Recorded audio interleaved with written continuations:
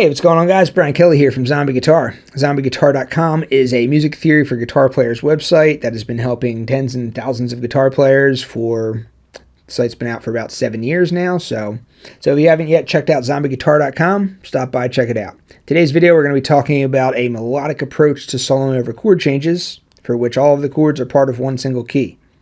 If all the chords are part of one single key, you don't need to switch scales each chord. It's a very big common misconception that beginners to soloing tend to have. They think if there's 5 chords in the chord progression, then you have to play 5 different scales. That is not true. If you're a jazz player and you're used to playing over very complex chord changes where you can't really define what key it's in, that's when you're switching scales over each chord.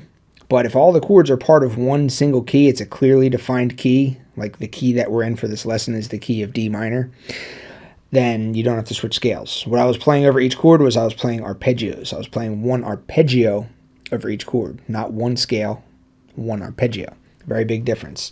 The actual notes I was using were all part of the overall key scale, so I did not switch scales. I remained in one single key the entire time. That's what today's video is about. If that sounds interesting to you, stick around.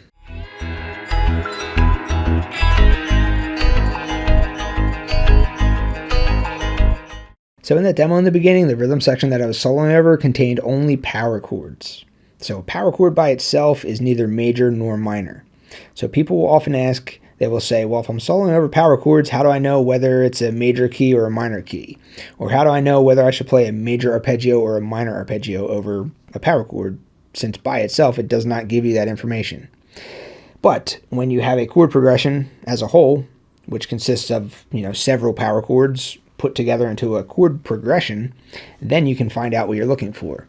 So if you look at the chord progression as a whole, the chords that I was using, there was a D power chord in there was a C power chord, a B flat power chord, an A power chord, F power chord, C power chord, G, B flat. All right, so that's a bunch of power chords put together.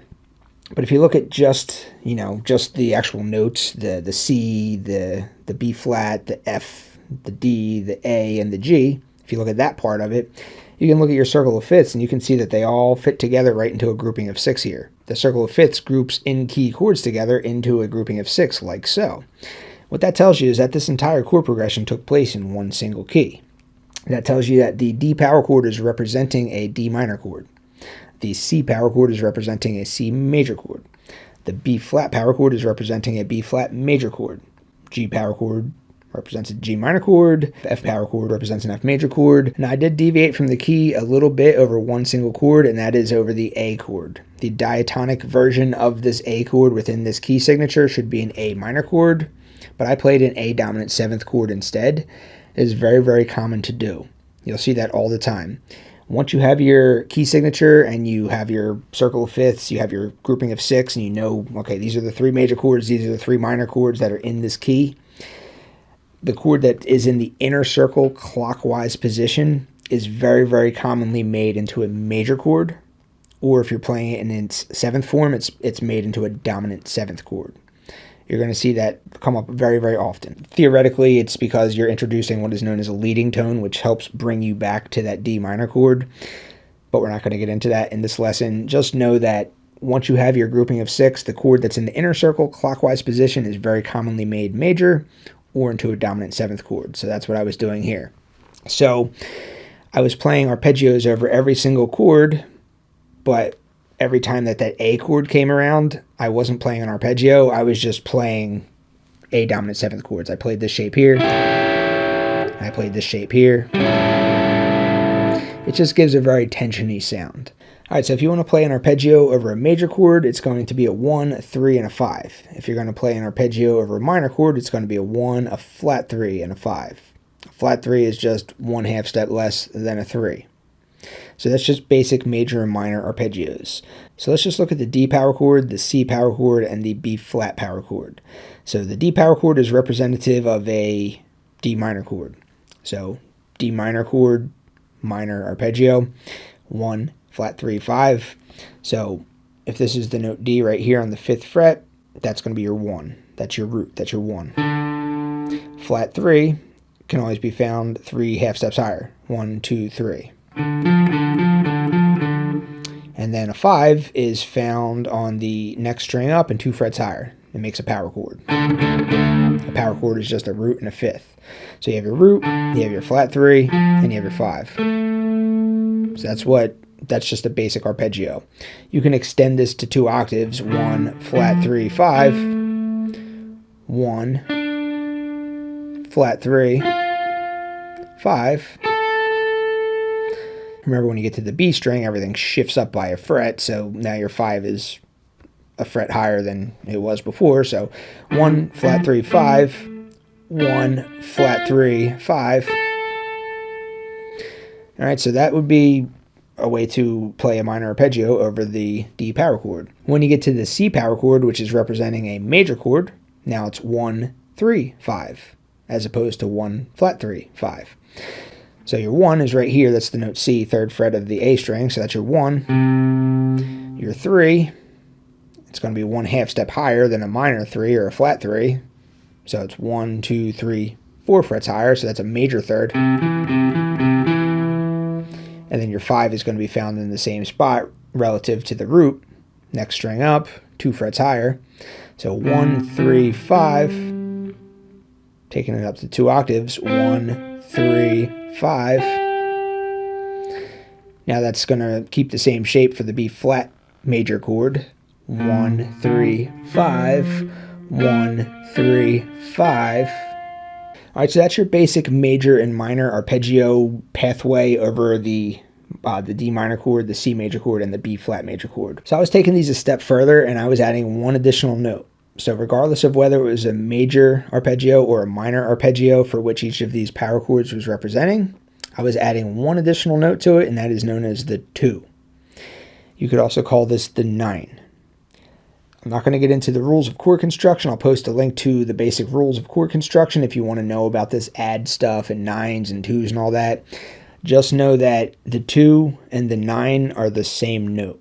The point is I'm just adding this one additional note to these major and minor triads. If you want to look more into chord construction, check out the link that I posted below.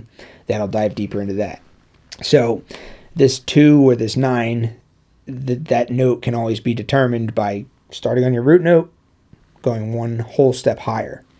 So we have our D minor arpeggio laid out. We have our 1, we have our flat 3 and 5, but I want to add that one additional note in there. So I have my 1, 2, flat 3, 5. So instead of just this, I'm adding that extra note in there. So it's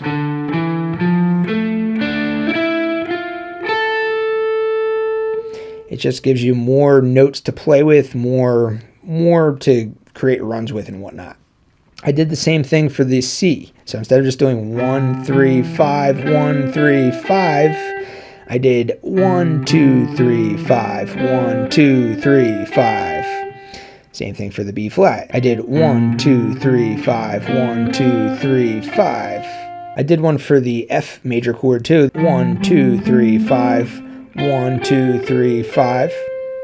I did it for a G minor. 1, 2, flat 3, 5. 1, 2, flat 3, 5. And then I did a B flat one up here too. So 1, 2, 3, 5. 1, 2, 3. For that one, I came all the way back up here to the B flat, which is the 1 again. I'm arpeggiating each chord. I'm not playing a different scale over each chord. I'm just playing the major arpeggio or the minor arpeggio, depending on which chord the power chord is representing. Is the power chord representing a major chord? Then I play a major arpeggio. Is the power chord representing a minor chord? Then I play a minor arpeggio. When you add this 2 in, or 9, whatever you want to call it, when you add this additional note in, 5 out of 6 times you're not going to be going out of key. So in this key that we're in, I can add that extra note to the D minor chord. I could add that extra note to the G minor chord. I could add it to the B flat chord. I could add it to the F chord. I could add it to the C chord. You can do it to any of those 5 chords. Add that 2, add that 9. It's going to be an in-key note. Over that one chord, that chord that's in the inner circle, clockwise position, if you try and add the 2 to that chord, I'm not saying you can't do it. If you like the way that it sounds, knock yourself out. Just know that if you do add that one note, it's going to result in an out-of-key note. So you don't have to play a different scale over each chord. If all the chords are part of the same key, which is what's going on here, you don't have to play a different scale over each chord. You can play a different arpeggio over each chord. Just make sure to play minor when it's representative of a minor chord, or make sure to play major when it's representative of a major chord, and you'll be good to go.